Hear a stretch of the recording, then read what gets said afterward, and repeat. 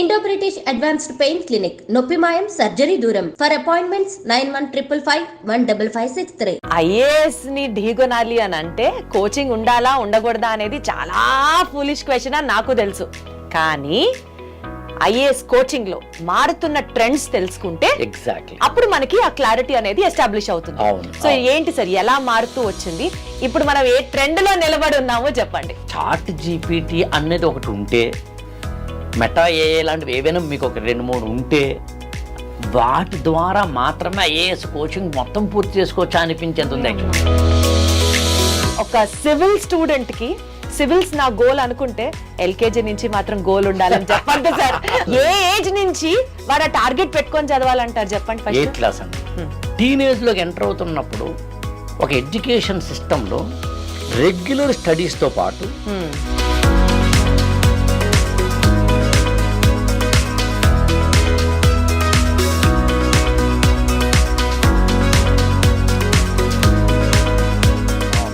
ఏ keyword search చేసి నీకు information కావాలో తెలుసుకోవాలి గానీ బోల్డ్ అంత నాలెడ్జ్ అవైలబుల్ గా ఉన్నప్పుడు మళ్ళీ ఐఏఎస్ సింప్లిఫైడ్ అనే ఆప్షన్ లోకి ఎందుకు వెళ్ళాలి sir? The failed IAS aspirant is the best tutor.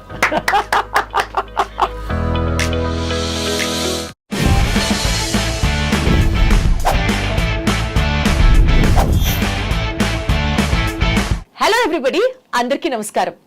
Usual గా మీ పిల్లల్ని ఏం చేయాలనుకుంటున్నారు అని అడిగినా, పిల్లల్ని మీరేమవుతారు అని అడిగినా, ఇప్పటికీ కొన్ని జనరేషన్స్ నుంచి రెగ్యులర్గా మనం వింటున్న ఆన్సర్ డాక్టర్, ఇంజనీర్, ఇప్పుడిప్పుడు కొంచెం ఏదో సిఏ అన్న పదం కూడా గట్టిగా వినిపిస్తోంది.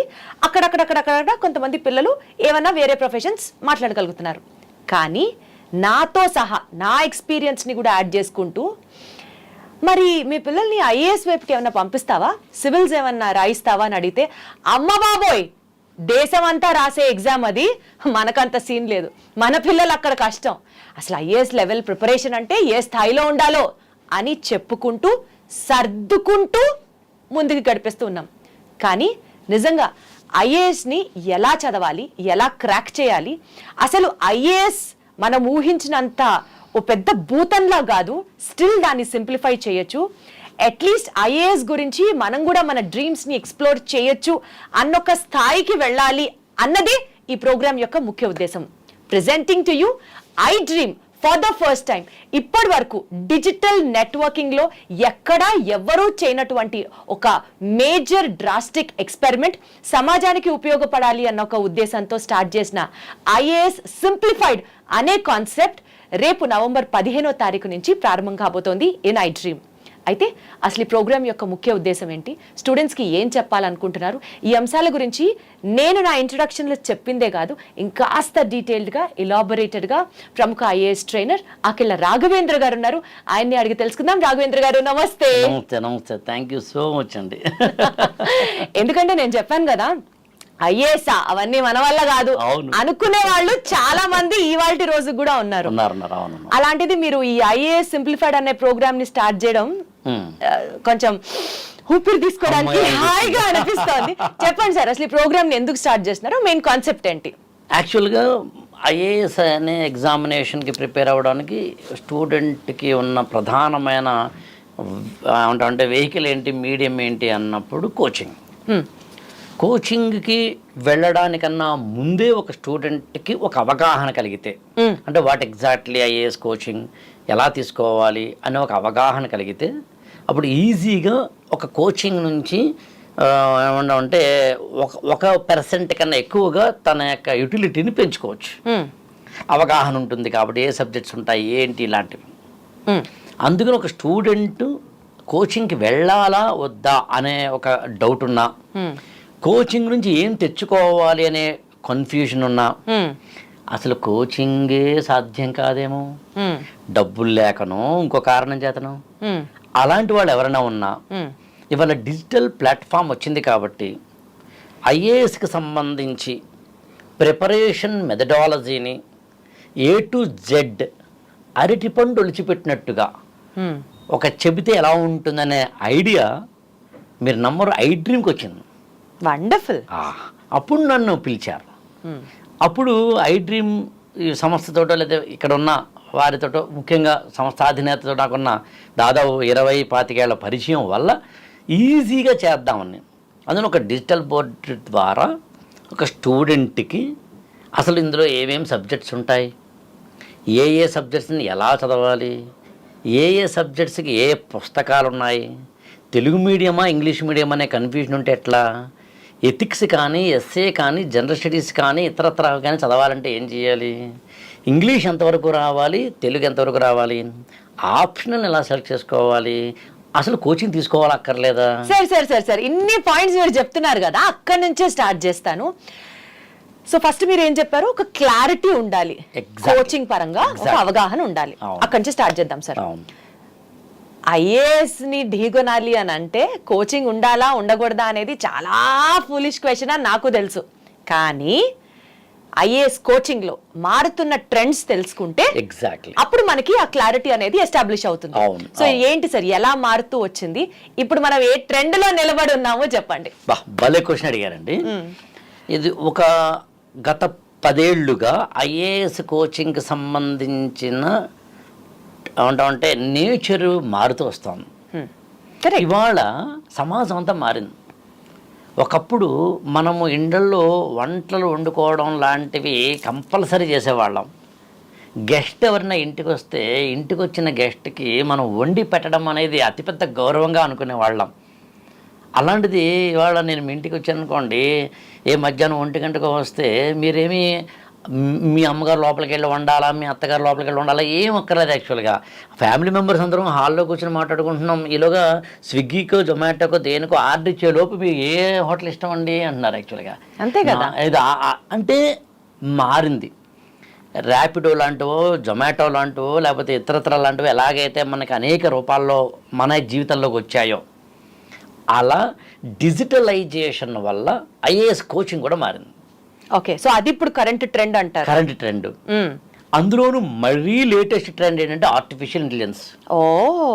చాట్ జీపీటీ అనేది ఒకటి ఉంటే, మెటా ఏఐ లాంటివి ఏవైనా మీకు ఒక 2-3 ఉంటే వాటి ద్వారా మాత్రమే ఐఏఎస్ కోచింగ్ మొత్తం పూర్తి చేసుకోవచ్చా అనిపించేంత ఉంది. యాక్చువల్గా అసలు ఎంత హాయిగా ఉందో తెలుసా ఈ మాట వినడానికి. మీకు హాయిగా ఉంది కానీ కోచింగ్ సెంటర్ అధినేతలకి లేదు, కోచింగ్ ఇచ్చే వాళ్ళకి కొంచెం ఏమంటామంటే గుండె లవలవలాడేలా ఉంటుంది. ఎందుకనంటే స్టూడెంట్. కానీ విచిత్రం ఏంటంటే ఇక్కడ చాలా ఒక చిన్న కాంబినేషన్ చెప్తాను మీకు. ఫస్ట్ లెవెల్ ఏంటంటే స్టూడెంట్కి అసలు ఏం కోచింగ్ తీసుకోవాలి, ఎలా కోచింగ్ తీసుకోవాలి, కోచింగ్ తీసుకోలేని పరిస్థితి ఉంటే ఎట్లా తను మౌల్డ్ చేసుకోవాలని. సెకండ్ లెవెల్ ఒక గైడ్ని కానీ మెంటార్ని కానీ కోచింగ్ సెంటర్ని కానీ ఒక అంటే అసోసియేట్ అయినప్పుడు ఏ విధంగా నన్ను నేను మలుచుకోవాలి. థర్డ్ స్టేజ్ ఎగ్జామినేషన్ అంటే యూపీఎస్సి నీ నుంచి ఏం ఎక్స్పెక్ట్ చేస్తుంది, నీ నుంచి ఎక్స్పెక్ట్ చేస్తుంది, నువ్వు ఇస్తూ ఉన్నావా లేదా. మీకు మామూలుగా యూపీఎస్సీ ఎగ్జామినేషన్లో మెయిన్స్ ఎగ్జామినేషన్ సంబంధించిన ఆన్సర్ రైటింగ్ సంబంధించి డిస్క్రిప్టివ్ టైప్ ఆఫ్ ఎగ్జామినేషన్కి యూపీఎస్సీ నోటిఫికేషన్లు ఇచ్చే మాట ఏంటంటే UPSC is not seeking from you information and memory, rather it is expecting the depth of understanding and your analytical ability. ఒక విశ్లేషణ సామర్థ్యం నీకు ఉండాలి. కరెక్ట్. ఆ విశ్లేషణ సామర్థ్యాన్ని ఇవ్వగలిగినప్పుడు నీకు మంచి మార్కులు వస్తాయి. సో అది ఏ ఇన్స్టిట్యూట్ ఇస్తోంది అన్నది పక్కన పెడితే ఇవాళ రోజున ఒక డిజిటల్ ప్లాట్ఫామ్, అది కూడా ఐ డ్రీమ్ సంస్థ లాంటిది, ఒక ప్రోగ్రామ్ ని కాయిన్ చేసి స్టూడెంట్స్ కి హెల్ప్ చేస్తోంది అంటే nothing more than that. Exactly, IAS simplified అనే పేరుతోటి. ఎగ్జాక్ట్లీ. సో ఈ ఐఏఎస్ సింప్లిఫైడ్ అనే ప్రోగ్రామ్ లో సార్ నాకు ఒక్కటి చెప్పండి, డాక్టర్ అవ్వాలన్నా ఇంజనీర్ అవ్వాలన్నా ఐఐటీలు జేఈఈ ఎగ్జాములు రాయాలంటే 6th క్లాస్ కూడా పోయిందేమో సార్. 4వ క్లాస్ నుంచి అవును కోచింగ్లు మొదలు పెట్టేశారు.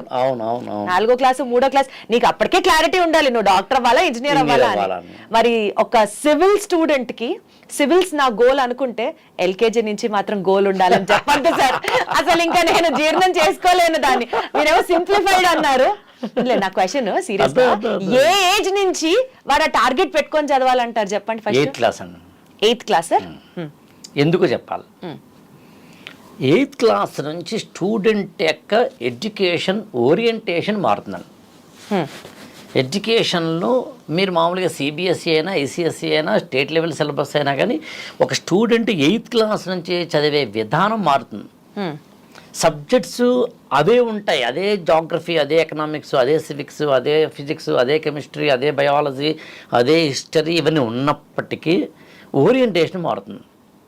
అందుని 13 సంవత్సరాల వయసు కలిగిన 8th క్లాస్ స్టూడెంట్ కనుక ఐఏఎస్ అవ్వాలనే ఎయిమ్ కనుక కలిగితే అక్కడి నుంచి స్టార్ట్ చేయడం మంచిది.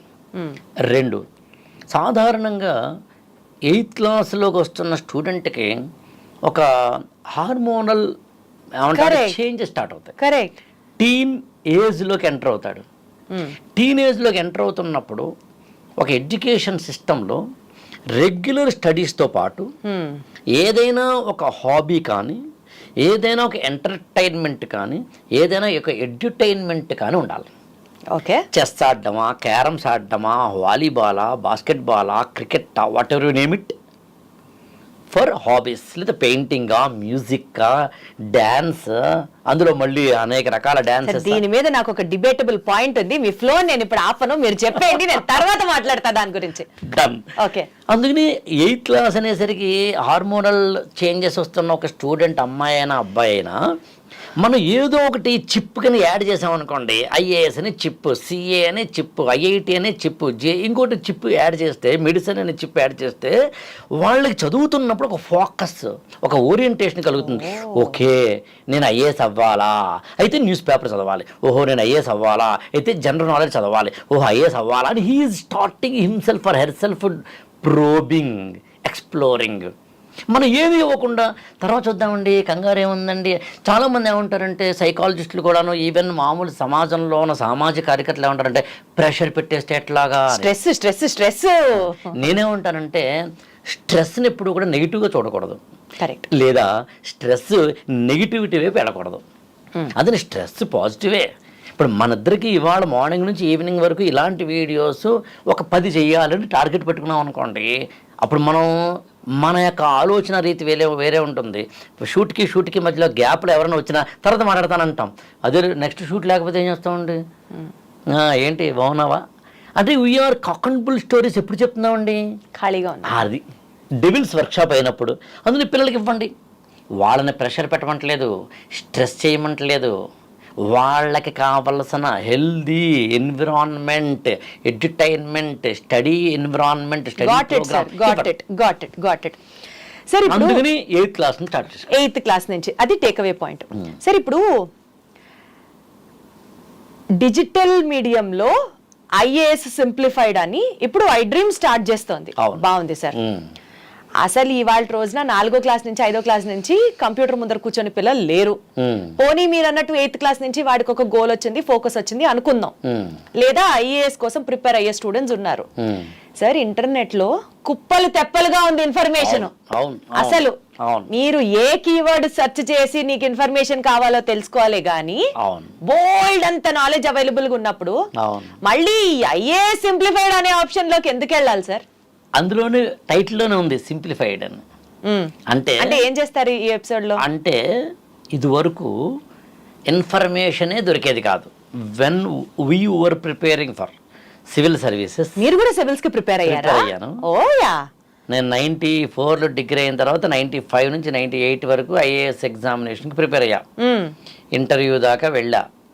1999 మే 12 మధ్యాహ్నం 2 గంటలకి నా ఇంటర్వ్యూ ఢిల్లీలో. సో ఐఏఎస్ ప్రిపేర్ అయిన వ్యక్తిని, గత 25 ఏళ్ళుగా ఐఏఎస్ కోచింగ్ ఇస్తున్న వ్యక్తిని. సో అందుకని అక్కడ కూర్చున్నాను, ఇక్కడ కూర్చున్నాను.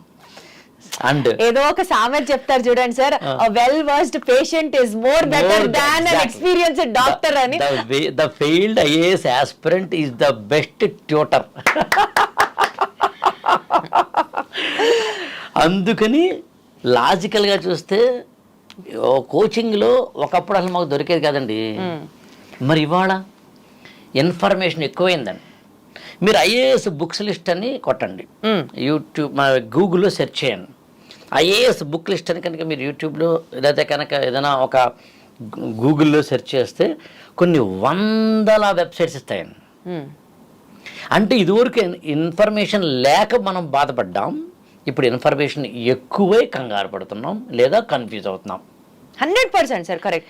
సో ఏది చదవాలి, ఎంత చదవాలి, ఏది ఎలా అవసరం, చదవాలి? ఎలా చదవాలి, ఐఏఎస్ సింప్లిఫైడ్ లో వస్తుంది వస్తున్నాను. అప్పుడు ఏం చేస్తున్నాను నేను, అసలు ఏమేం ఇందులో సబ్జెక్ట్స్ ఉంటాయి ఒక ఎపిసోడ్ చేద్దాం.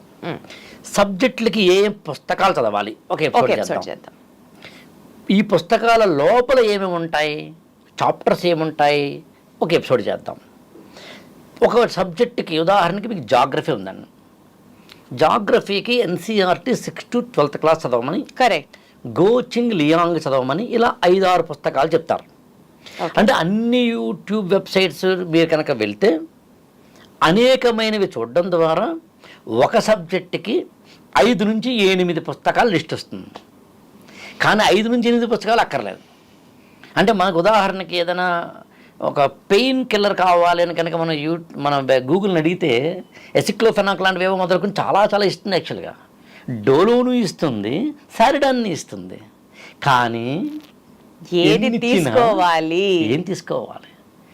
నీకు ఇండైజెషన్ వల్ల వచ్చిన హెడేక్, నీకు ఏదైనా కోల్డ్ ఎన్వైరన్మెంట్ వచ్చిన హెడేక్, ఇంకా ఏ కారణం వల్ల అనేది డాక్టర్ మాత్రం చెప్పగలుగుతాడు. అబ్సల్యూట్లీ. లేదా ఎవరో ఒక ఎక్స్పర్ట్ చెప్పాలి. అందుకని ఈ మార్కెట్లో ఒక సబ్జెక్టుకి ఇన్ని పుస్తకాలు ఉన్నాయి, కానీ ఇది చదవక్కర్లేదు, ఇది చదవచ్చు, ఇది చదవక్కర్లేదు, చదవచ్చు అని సింప్లిఫై చేయడం నా ఉద్దేశం. ఇప్పుడు ఒక స్టూడెంట్కి ఏం చదవాలి, ఏం చదవకూడదు, ఎంత చదవాలి, ఎంత చదవకూడదు అనే దానికి సంబంధించిన ఇన్ఫర్మేషన్ మనకి వెబ్సైట్స్లో కానీ యూట్యూబ్ ఛానల్స్లో కానీ విపరీతంగా దొరుకుతుంది. ఆ దొరికే ఇన్ఫర్మేషన్ని మనం తీసుకుని దాన్ని ఇది చదవండి, చదవక్కర్లేదు, ఇది చదివితే సరిపోతుంది, చదవకపోయినా పర్వాలేదు అనే దానికి సంబంధించిన అవేర్నెస్ క్రియేట్ చేయడం. Got it sir. ఇందులో ఒక మాటలో చెప్పాలి అంటే, ఒక స్టూడెంట్ కనుక ఎప్పుడైనా ఐఏఎస్ కోచింగ్కి వెళ్ళాలా మానాలా, అసలు ఐఏఎస్ఏ తీసుకోవాలా మానాలా అనే కన్ఫ్యూజన్ ఉన్నా, అసలు ఏంటి ఇందులో ఏముంటుందో చూద్దాం అని తెలుసుకోవాలనుకున్నా, అసలు నేను ఐఏఎస్కి సూట్ అవుతానా లేదా అని సెల్ఫ్ చెక్ చేసుకోవాలనుకున్నా, కోచింగ్కి వెళ్లకుండా నన్ను నేను ఐఏఎస్ వైపు తీసుకెళ్లాలంటే ఏదైనా నాకు మంచి ఏమంటే స్ట్రీమ్ లైన్డ్ సైంటిఫిక్ లాజికల్ శంఖంలో పోసిన తీర్థంలా దొరుకుతుందా అని అనుకున్నా, ఒకవేళ ఐఏఎస్ కోచింగ్ వెళ్దాం ముందైతే నేను అవేర్నెస్ క్రియేట్ చేసుకోవాలి అనుకున్నా, 8th క్లాస్లోనో 9th క్లాస్లోనో ఇంటర్మీడియట్లోనో డిగ్రీలోనో కుర్రాడు సరే ఎప్పుడో కదా కోచింగ్ తీసుకుని ఐఏఎస్ ఎగ్జామినేషన్కి వెళ్ళేదంటే 21 సంవత్సరాలు దాటిన తర్వాత కదా, ఈలోగా I want to get awareness అనుకున్నా, న్యూస్ పేపర్లు చదవాలా అక్కర్లేదా, ఏ పుస్తకాలు చదవాలి, ఎందుకు చదవాలి, ఎన్సీఆర్టీలు కూడా అన్నీ చదవాలా, అన్నీ చదవక్కర్లేదు, ఎన్సీఆర్టీలో కూడా మళ్ళీ హిస్టరీ జాగ్రఫీ లాంటివి మాత్రమే చదివితే సరిపోతుంది, లేదా ఎకనామిక్స్ కానీ లేకపోతే ఇంకొక సబ్జెక్ట్ కానీ చదవాలా, పెద్ద పెద్ద పుస్తకాలు చదవాలా, లాంగ్ పుస్తకాలు చదవాలి, లేకపోతే కనుక మనోరమ ఇయర్ బుక్ లాంటిది కానీ, లేదా ఇండియన్ గవర్నమెంట్ వేసే ఇండియా ఇయర్ బుక్ లాంటివి కానీ చదవాలా అక్కర్లేదా, గవర్నమెంట్ రిపోర్ట్లు రోజుకి ఒక 5-6 వస్తూ ఉంటాయి మినిమం, అది కూడా కీ రిపోర్ట్స్, వాటన్నిటి చదవాలా అక్కర్లేదా, కరెంట్ అఫైర్స్ ఎలా చదవాలి, వెబ్ మ్యాగజైన్స్ ఎలా యూటిలైజ్ చేసుకోవాలి, అసలు ఫ్రీ కంటెంట్ ఇన్ని రకాలుగా మనకి దొరుకుతున్నప్పుడు దొరుకుతున్న కంటెంట్ అంతటినీ కూడా చదివేస్తూ వెళ్ళిపోవాలా, స్ట్రీమ్లైన్ చేసుకోవాలా. ఒక మాటలో చెప్పాలంటే, ఒక తమ్ముణ్ణి చెల్లాయిని కూర్చోబెట్టుకున్న అన్నయ్యలాగా, కూతుర్ని కొడుకుని కూర్చోబెట్టుకున్న నాన్నలాగా, అతడు సినిమాలో డైలాగ్ ఉంటుంది, ఆడేంట్రా గులాబీకి అంటు కట్టినట్టు గోడన కట్టినట్టు ఇంత సింపుల్గా చేశాడు. అలా ఐఏఎస్ ప్రిపరేషన్ అనే యజ్ఞాన్ని సింప్లిఫై చేయడమే ఐ డ్రీమ్ వేదిక ద్వారా మనం అందిస్తున్న IAS simplified programme. Wonderful sir. ఇంకా నేను కంక్లూడ్ చేయడానికి కూడా మీరు కామాలు ఎక్కడ ఇవ్వకుండా మొత్తం చెప్పేశారు కాబట్టి ఒక్క మాటతో అయితే నేను కంక్లూడ్ చేస్తాను. సో బేసికల్లీ ఇన్ని యాంగిల్స్ ఆయన చెప్పిన తర్వాత ఒక్క చిన్న మాట, ఐఏఎస్ సివిల్స్ అన్న థాట్ మీ మైండ్లోకి వస్తే this is the best platform అని నేను చెప్పొచ్చు.